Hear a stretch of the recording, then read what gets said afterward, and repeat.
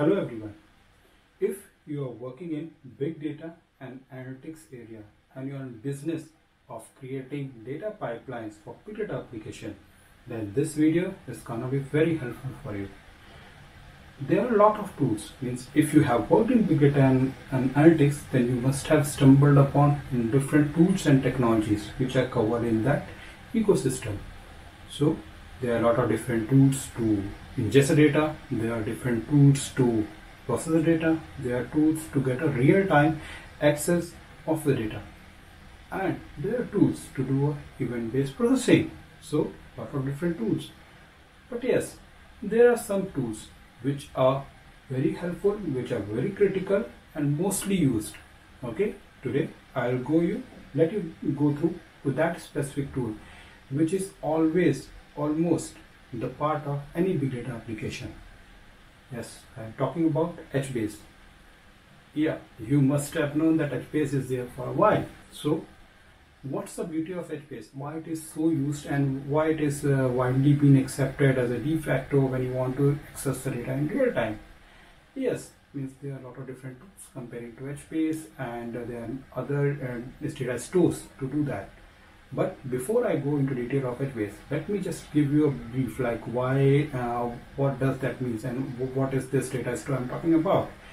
So if you have worked in other database technologies like DB2, MySQL, or other RDBMS, so HBase is comparable but in a different way. These database and technologies like DB2, MySQL are for your data access from the single server, or maybe it is not meant to build for a big data ecosystem. But when you talk about the distributed environment, where we're talking about HDFS, Hadoop to storage the data in distributed fashion, then HBase shines that there. HBase is the one who provides you the way to do real-time queries on this distributed data, and it allows you to scale a lot, which our other RDBMS databases are nowhere. So actually it's not fair to call it database, we'll call it the data store, because it stores the value in key value format. Okay, so if I talk about like what's the benefit, like, okay, so it's first it allows you to store, like if you know about big data, then yeah, you can store it in distributed fashion and you can access data in you need tools to access this amount of data. If you're storing it, then accessing the data would be there should be ways to do it. So HBase run or built on top of HDFS, which allows you to do a real-time queries in very real-time queries in very limited time, like with very low latency. Okay, so means you can say that okay, you can build APIs, you can build frameworks, which is you can build real-time jobs, which is querying HBase and getting a lot out of it. So HBase provides that capabilities to do a real-time queries, and it provides the capabilities to do a sharding and features. The way it stores data, it is a bit different, and the way this whole framework works, it makes it so useful. So it's one of the tool where it provides the things which are required that time, like random access and random read and write. Okay. Before I do, I'll just walk you through to the internals of HBase. So my intention of this channel is to go through all those tools and technologies. Okay, so maybe I'll just mention something in later stage, what are things we will be covering in upcoming sessions. Okay, so let me talk about HBase architecture. So okay, so if you look into the architecture, it divides into multiple layers. So it's like if you see, it's a master-slave architecture, where we have master servers, where we have worker servers, and these worker server does the work, same as like Hadoop, like master and worker. So in HBase, then there are components like master, region server, workers, we call it as region server. Then there's a storage layer which stores all the data, that is a HDFS layer, and then there is a component called Zookeeper. Like Zookeeper is, you can assume as a person who is taking care of the zoo. So it's like that, a system which is coordinating all these things. Like it's a component which take care, okay, who is alive, who is dead. Like it's a coordinator for whole cluster. That's what's called Zookeeper. Okay, Before I go much more details, let me just explain the high level of these components, then we'll go in detail for individual. Okay, so let me talk about region servers first. So because it's an important one. So worker is what is doing the actual job. So region server, the smallest unit of region server is region, like smallest unit of data storage, or you can call data access. So it's called regions. So regions is the one, if you can think of a table which has millions of records, it divides into multiple regions. So the subset of a table is called one region. So if you have millions of records, so some region will store the records from starting till a particular point, and then from a particular point to it goes to a next region. Okay, we'll come to later how this splitting and all things works, but yeah, so you understand, take that paper. Okay, regions is the smallest unit for scalability, so it stores data in a smaller chunks. Okay, then one region server can serve many regions. Okay, so one region is a subset of a table, and one table can have multiple regions, and one region is multiple regions can be served by a region server. The important point to note is that one region will only be served by one region server. Now then you'll ask that, okay, why there is no scalability if the region server goes down, what happened to that region, how we'll access it and all. Yes, so I think I'll just when I talk about master, I'll tell you that how it happens and do those things. But for now, take it that one region will be served by one region server. Okay, so now let me talk about, like, okay, what is master. So I have already mentioned you about Zookeeper. So what is master? So master is the one who is assigning those regions within the region server. So the master job is to know that, okay, what are region servers are active, means to monitor what are region servers are active, how many regions are assigned to this region server. Oh, if more regions are assigned to a particular region server, then you need to rebalance it. So those things is taken care by master. So master is not actually the way, like, okay, we supposed to do that, okay, everything comes to master and then go to it. It's not there in a HBase architecture. Master is still there. It has still their relevancy in balancing the regions across the region server, monitoring, handling the failovers. If a region server goes down, then he needs to reshuffle the regions across the region servers. That's what I told you, that if why when we're talking about that one region is served by region server, so assume one of the region server goes down, then it's master responsibility to serve those regions which were serving in the dead region server to other region servers. So that's the thing of master. This thing what actually master does.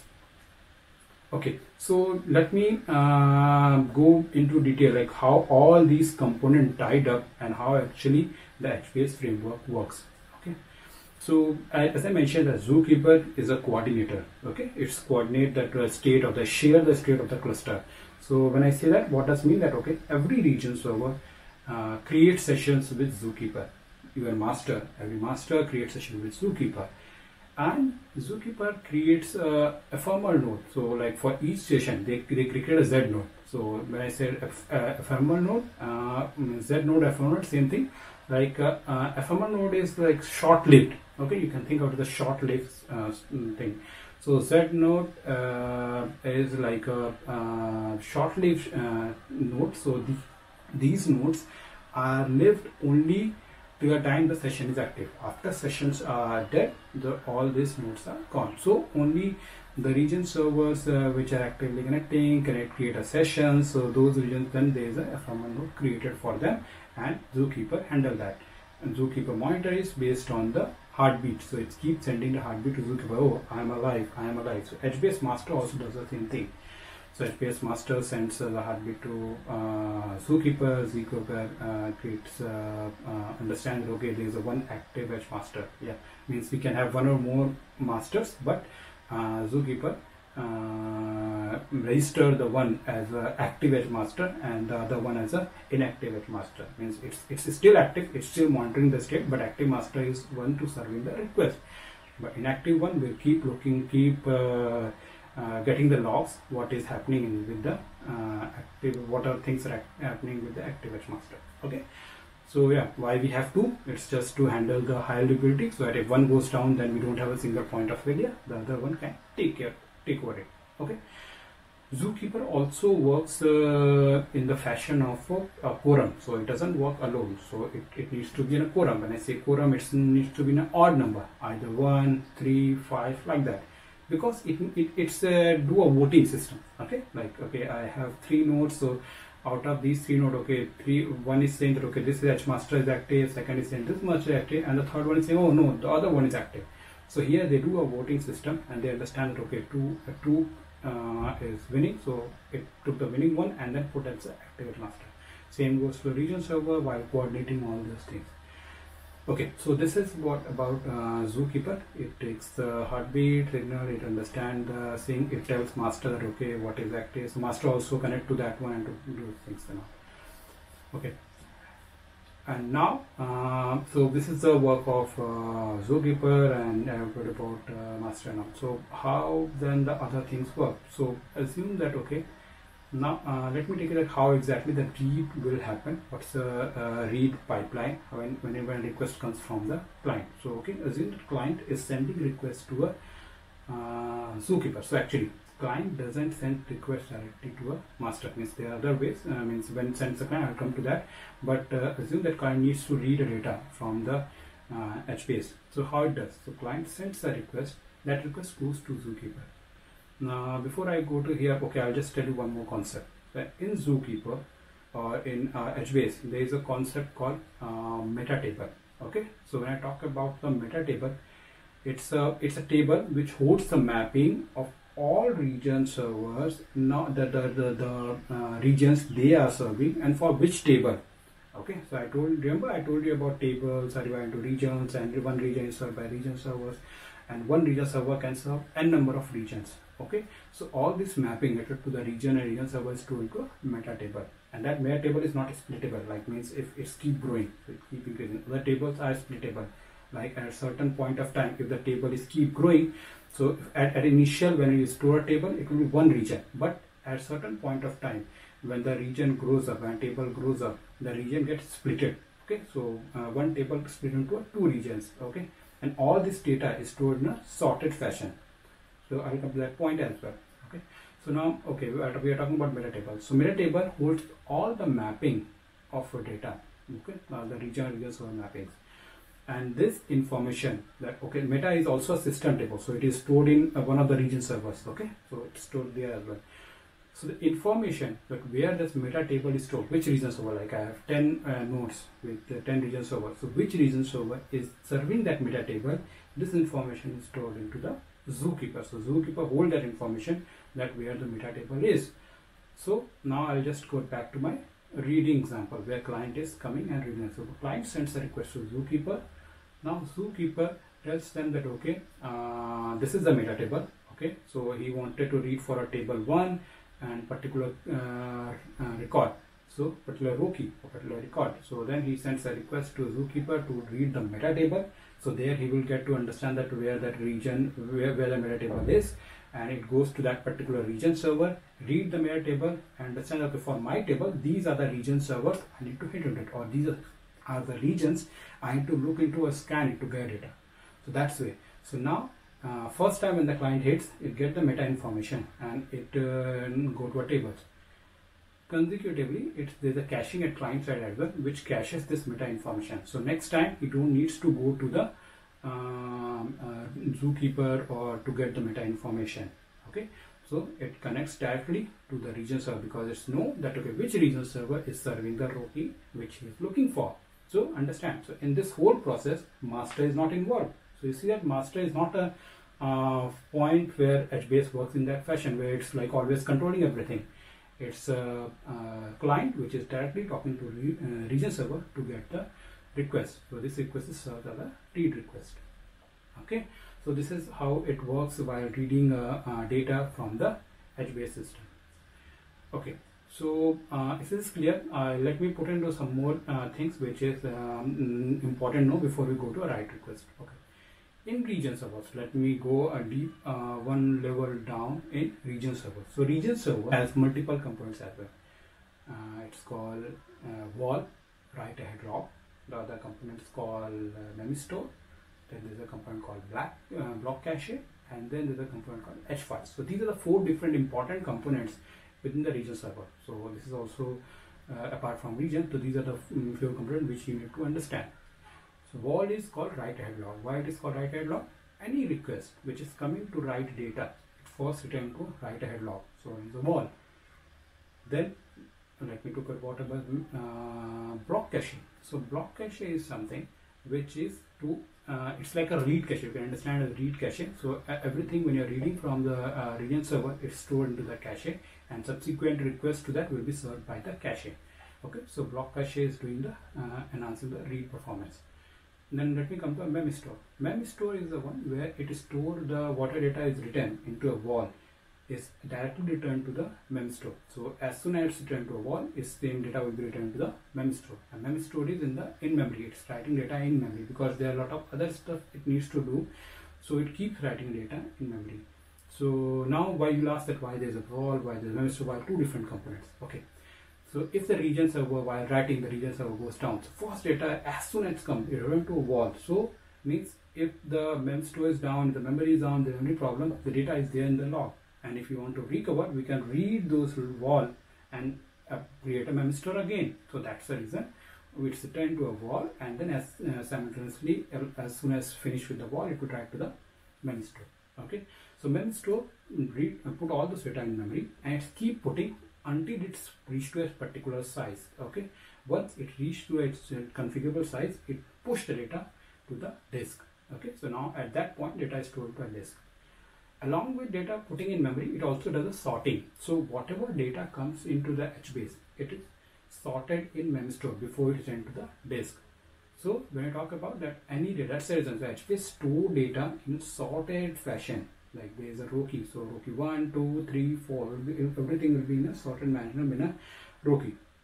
So it gets returned to a mem store. Mem store, once its size is filled, then it will flush data to a disk, and disk it will be written in a sorted fashion because mem store is doing the sorting.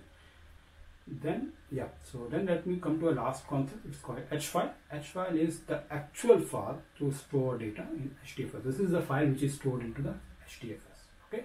So it's the storage format where data is stored into this format in H files and gets in. So as soon as the store fills up, it creates a new H file, and then as soon more data comes in, and store again gets fills up and it will flush a new H file. So similarly, H files are keep creating, and there's a background process from HBase which compacting these H files, small H file into bigger H files, bigger chunks.